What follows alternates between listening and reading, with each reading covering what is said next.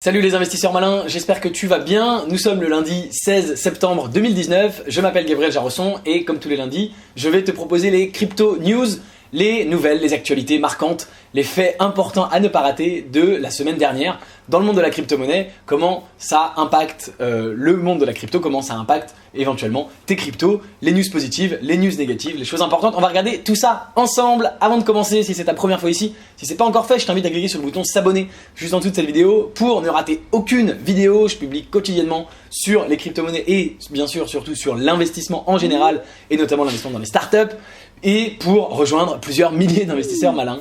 C'est parti.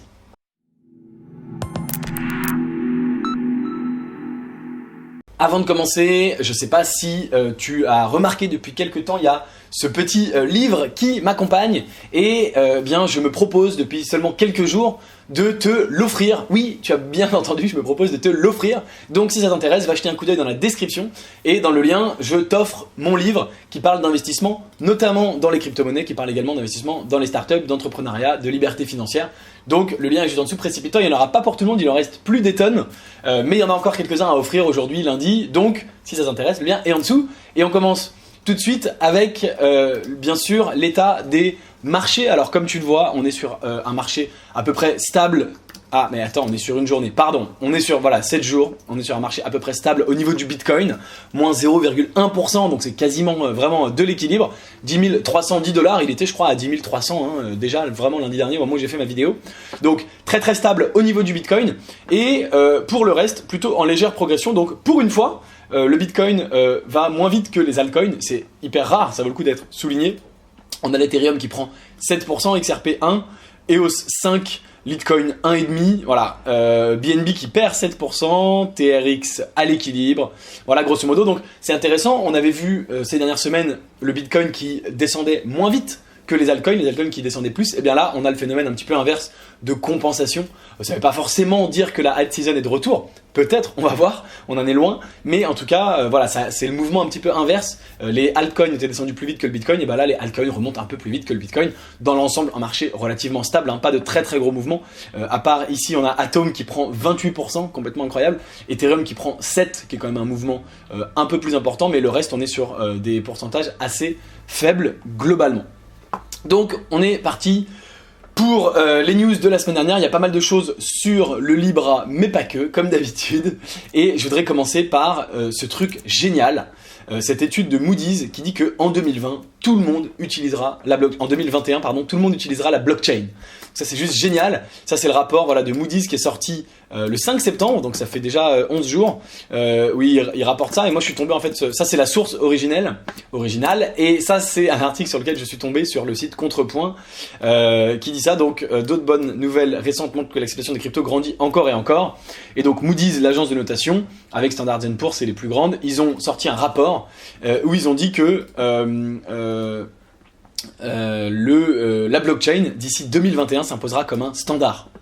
Tout le monde utilisera la blockchain, ce sera un standard. Et donc, tu vois, il dit dans l'article, il dit, je ne sais pas si vous saisissez la puissance de cette nouvelle pour cet écosystème sur lequel reposent les crypto-monnaies.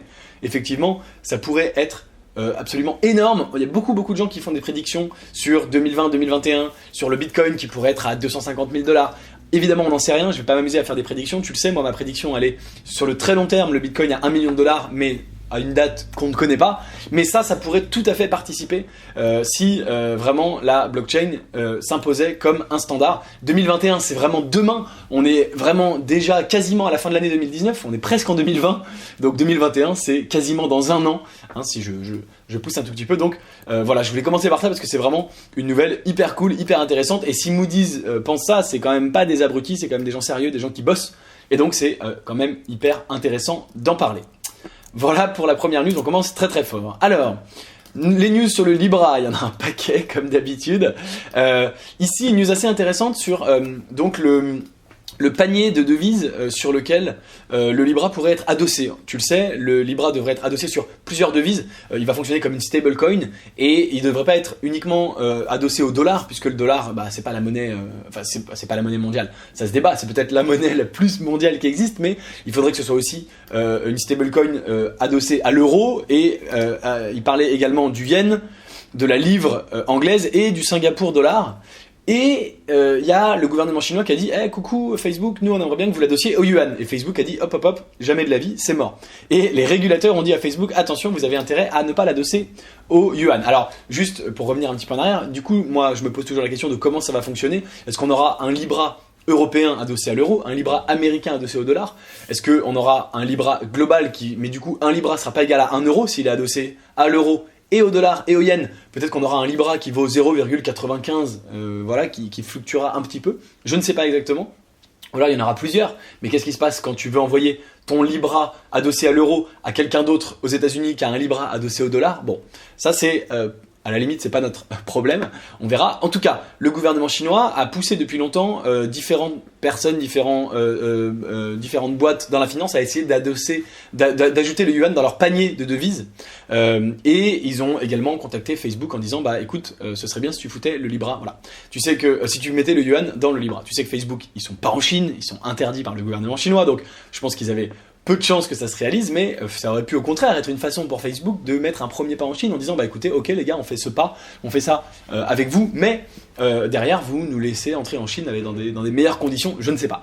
Résultat, évidemment, le gouvernement américain, tu sais, qui est en train d'auditer Facebook et surveille ça très très près, notamment pour la création du Libra, a dit attention les gars, si vous mettez le yuan, c'est mort de chez mort, on vous autorisera jamais. Et donc Facebook a dit ok, pas de problème, eh bien on va se passer du yuan.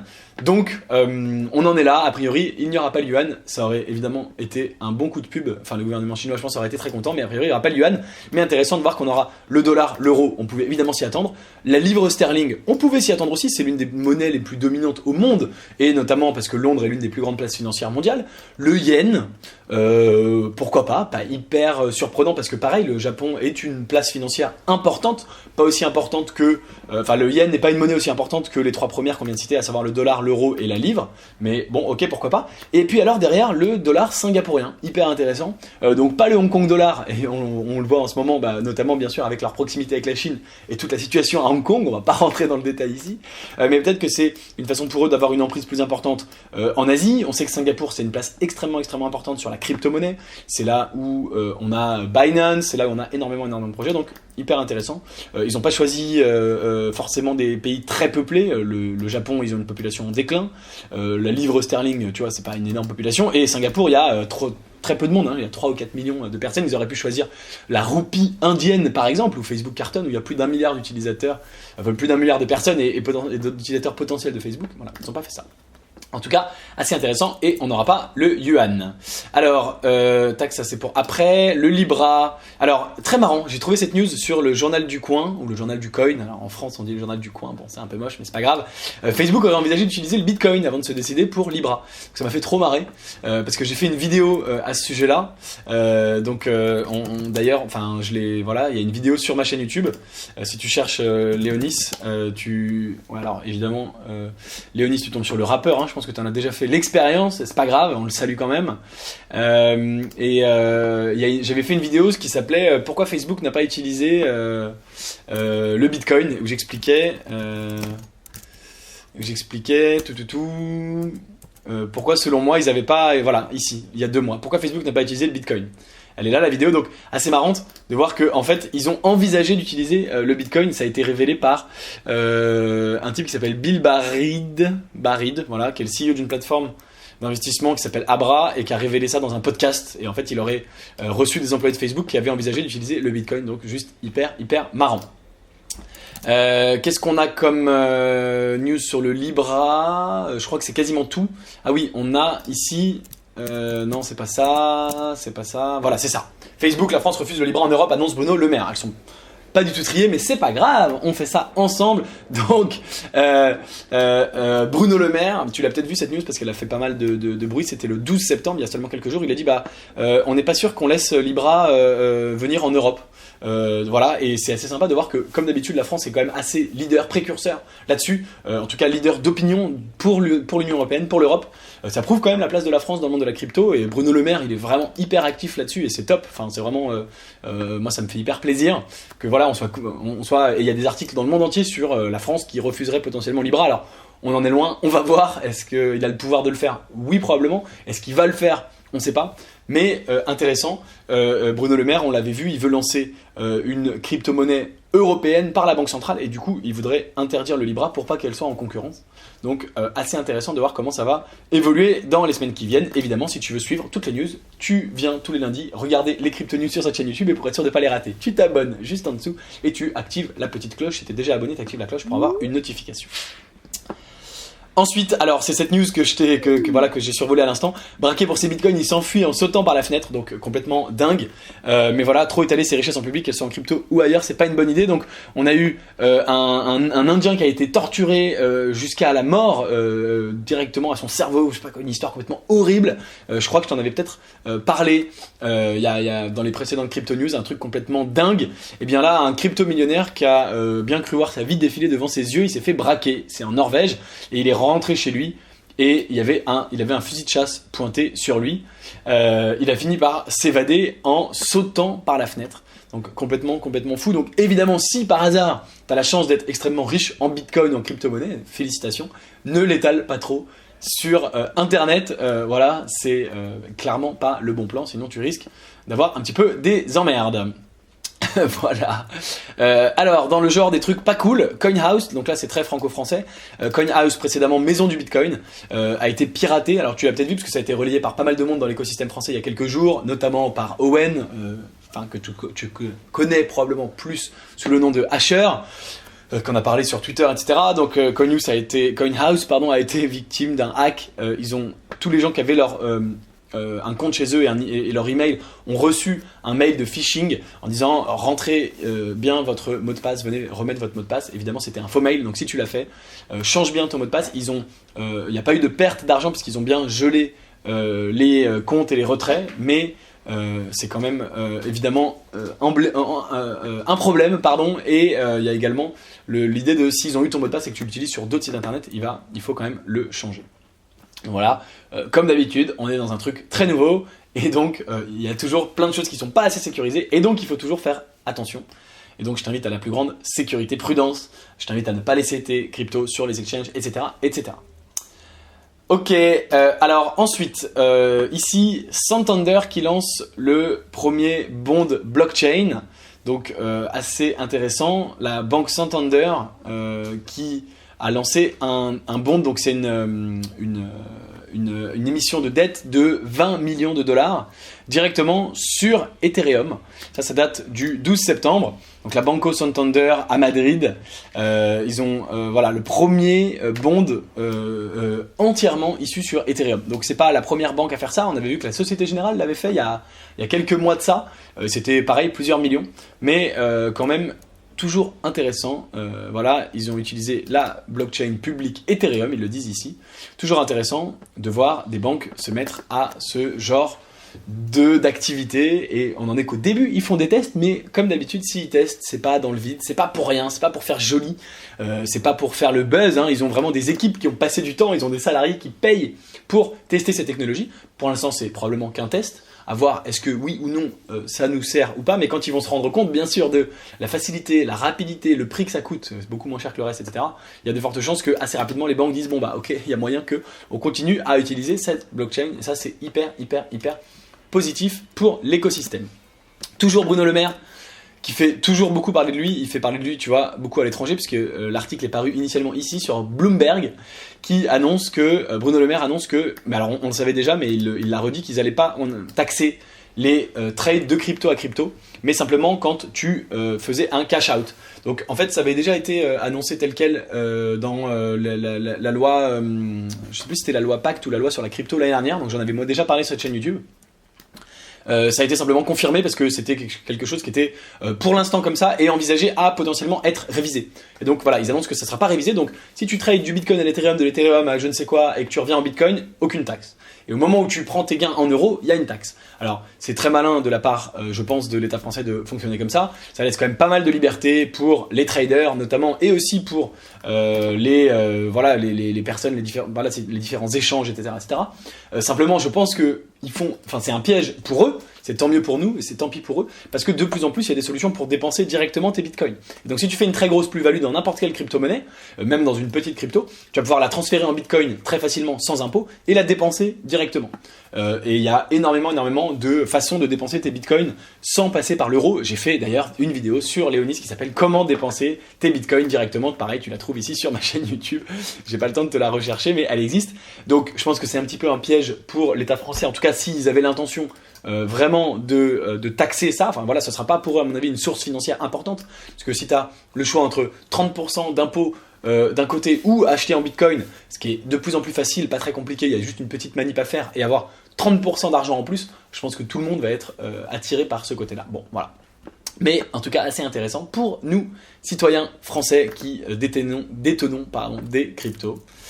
Donc c'est assez sympa et encore une fois, la France est assez précurseur, leader en Europe. L'Europe, c'est l'un des quand même plus gros marchés crypto au monde. Évidemment, on a l'Asie, on a les États-Unis, mais on a quand même l'Europe. Même si les Français, on est parfois un peu en retard, mais pas tous, puisque tu regardes cette vidéo et que tu dis c'est Crypto News, c'est que tu t'intéresses à la crypto. Voilà, donc assez intéressant. On enchaîne, alors on nous reste 3-4 news, pas énorme. CryptoKitties, dont tu avais forcément entendu parler, je t'en ai parlé un nombre incroyable de fois, annonce une nouvelle blockchain, un nouveau projet qui s'appelle Flow. Et donc ils sont cette fois-ci plus dans le gaming. Donc ça a été annoncé ici sur Medium le 12 septembre par Roham, bref, ce mec-là, on va pas prononcer son nom. Et donc Flow, c'est une developer-friendly blockchain, donc une blockchain sympa, facile à utiliser pour les développeurs, qui est rapide, sécurisée et qui est construite pour la prochaine génération de jeux, d'applications décentralisées et de digital assets. Donc c'est une blockchain extrêmement grande. Donc là on est sur leur site, c'est withflow.org. Tu peux trouver ça, il n'y a pas grand chose à part mettre ton email. Il y a bien sûr les papiers techniques, c'est une blockchain pour le open world, pour un monde ouvert. Donc comme on l'a vu, ils disent que c'est la même chose, rapide, sécurisé, developer friendly, etc. Je ferai peut-être une... enfin, je parle, c'est compliqué. Je ferai peut-être une analyse plus en détail de Flow sur cette chaîne YouTube. Je ferai peut-être une vidéo dédiée si ça t'intéresse. N'hésite pas à me le dire en commentaire pour que j'analyse un peu plus en détail tous ces papiers techniques. Mais en tout cas, c'est hyper intéressant. C'est un projet dont on entendra très probablement parler. Ça y est, tu as déjà entendu parler. Tu pourras dire que tu en as entendu parler en premier ici sur les Crypto News. J'aime bien essayer de te donner des trucs vraiment un peu en exclu. Et donc, tu en entendras probablement parler parce qu'ils viennent donc de lever 11 millions de dollars pour bosser sur ce projet-là. Et c'est des gens hyper connus, c'est des gens hyper talentueux. CryptoKitties, ça avait fait un buzz gigantesque. C'est encore aujourd'hui utilisé par des centaines de milliers de personnes et ça génère encore aujourd'hui un fric de malade, des gens qui s'échangent encore des CryptoKitties. Donc c'est complètement fou. Donc tu vas entendre parler de Flow probablement dans les prochaines semaines, dans les prochains mois. Et tu peux aller mettre ton email ici pour suivre un petit peu ce qui se passe. Voilà. Alors, news hyper importante, incroyable, la folie des IEO ne s'arrête pas. Donc les IEO, tu sais, c'est les Initial Exchange Offering. Ça a été créé par Binance. Il y en a un d'ailleurs en ce moment sur Binance auquel je vais consacrer une vidéo là cette semaine.